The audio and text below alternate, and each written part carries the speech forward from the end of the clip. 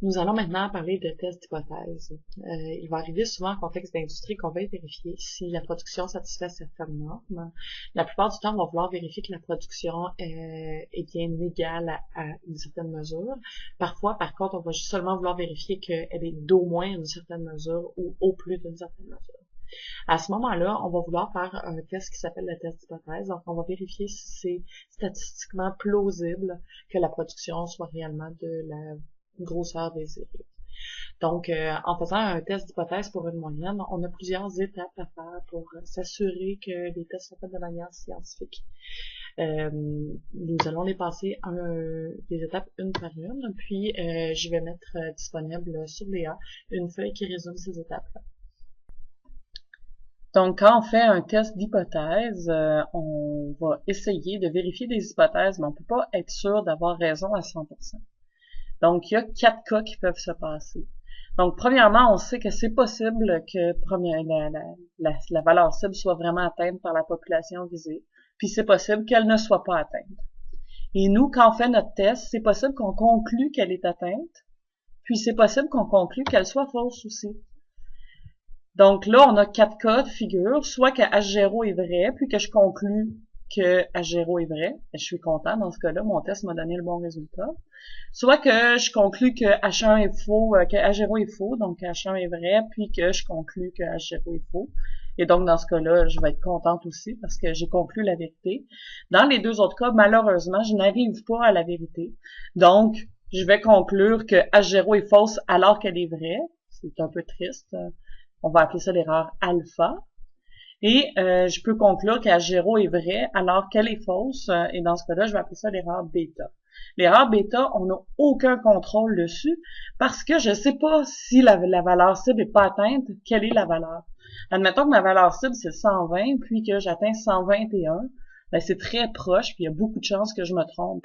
Alors que si elle est réellement à 130, ben, il y a beaucoup plus de chances que je m'en rende compte. Donc, on ne traitera pas de bêta, mais il faut savoir que ce risque-là existe. Et on va traiter seulement d'alpha, qu'on va appeler le seuil de signification. On va le voir, on va l'utiliser pendant le test d'hypothèse. Première étape, définir les variables. Donc, on va essayer de poser, voir exactement ce qu'on veut mesurer. Est-ce que c'est une masse en kilogrammes, une longueur en centimètres, et on va vouloir voir quelle est la moyenne qui est recherchée. La deuxième étape du test d'hypothèse va être d'énoncer l'hypothèse. Donc, on doit choisir si le test est un test bilatéral, ce qui va être le cas dans la plupart des cas. Ici, c'est le cas A3. Un test unilatéral à droite ou un test unilatéral à gauche.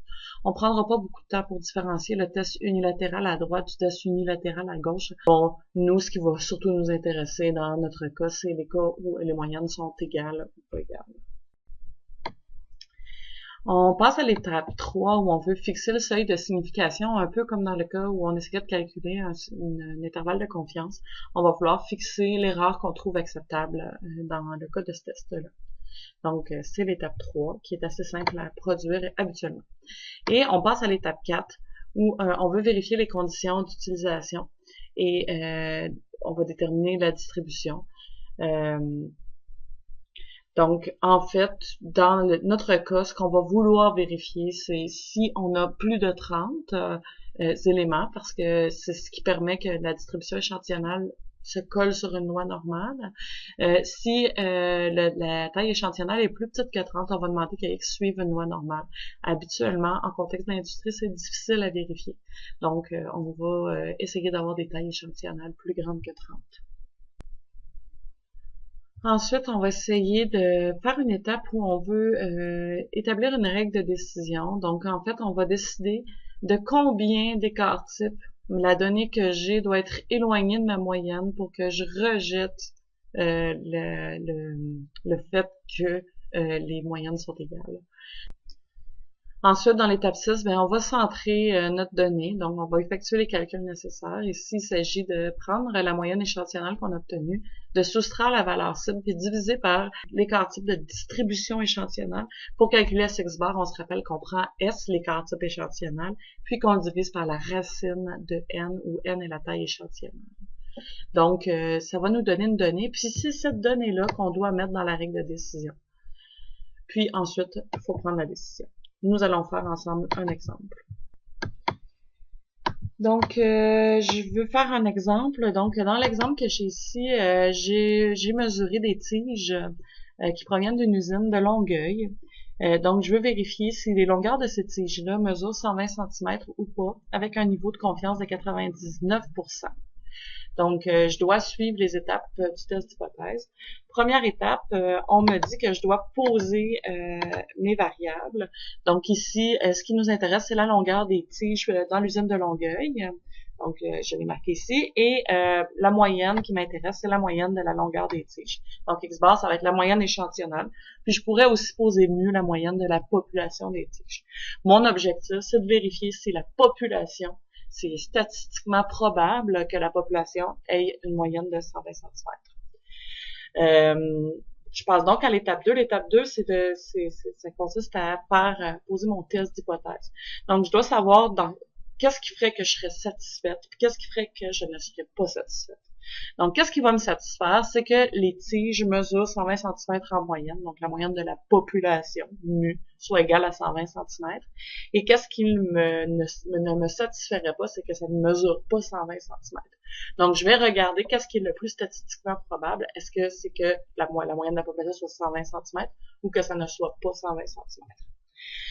L'étape 3, on me demande de fixer mon seuil de signification. Ben là, j'ai un niveau de confiance de 99%. Donc, le seuil de signification, c'est la balance. C'est 100% moins 99, ça fait 1%. Et ma taille échantillonnale ici est de 31. Donc, si je regarde dans mon texte, oui, j'ai un N plus grand que 30. Et donc, je n'ai pas besoin d'avoir une loi normale. Je passe à l'étape 5. À l'étape 5, on me dit que je dois établir la règle de décision. Donc, je dois calculer pour ma zone de rejet voulue ce que je veux. Donc, ici, je veux avoir 1% des deux côtés. Donc, qu'est-ce que je vais faire? Ben, je vais aller demander à Excel de me calculer ça. Et on va utiliser exactement la même chose que dans l'autre vidéo. C'est la loi de Student inverse. Donc, la loi Student inverse bilatérale parce que j'ai un test qui est bilatéral. Quelle probabilité je veux avoir? Ben, c'est 1%. Puis, les degrés de liberté, ben, on se rappelle que c'est la taille échantillonnale, moins 1.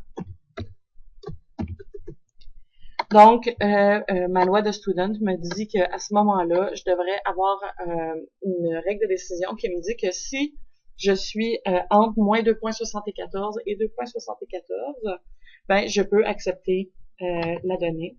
Donc, on peut aller voir ici, désolé, ici, vous voyez le dessin. Donc, ici, mon moins Z alpha sur 2 puis mon Z alpha sur 2, ben, selon Excel, c'est égal à 2.75, en fait, on pourrait dire 2.75. Donc, oups, désolé. Donc, ici, qu'est-ce que ma règle de décision me dit? Elle me dit, ben, tu dois rejeter si tu es dans ces zones-là, puis tu dois accepter si tu es dans la zone du milieu. Donc, on va aller écrire ça, parce que c'est important quand on fait une démarche scientifique de tout bien noter.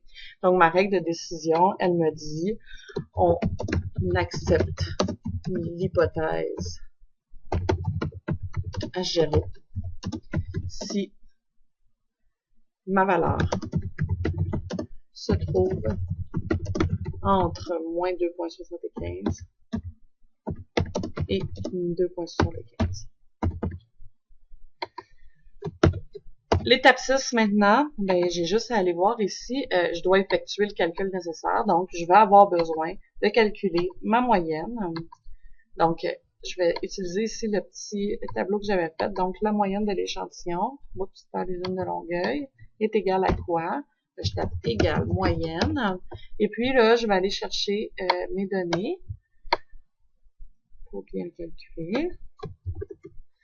Et je vais avoir l'écart type, donc je vais faire la même chose avec les mêmes données. Il m'en manque une de 6 à 36. Et puis maintenant, si je veux avoir mon écart type de distribution d'échantillonnage, il faut que je divise par la racine de ma taille échantillonnale, qui est 31. Donc, ici, en E6, on me demande de faire le calcul. On me dit, ben, prends la moyenne, moins la valeur cible, qui était 120. Puis tout ça, on veut le diviser par Sx bar, qui est ici. Oups.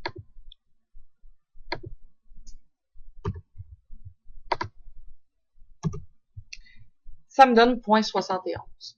Et l'étape 7, ça consiste simplement à dire que 0.71 se trouve bien entre moins 2.75 et 2.75. Donc, on en arrive à la conclusion qu'on doit accepter H0. Qu'est-ce que ça veut dire, ça? Ça veut dire qu'on admet que la longueur des tiges dans l'usine de Longueuil, elle peut vraisemblablement être de 120 cm. Donc, on ne peut pas conclure qu'il y a des erreurs dans la production puis qu'on doit recommencer tout au complet. C'est un test d'hypothèse, c'est comme ça que ça se fait.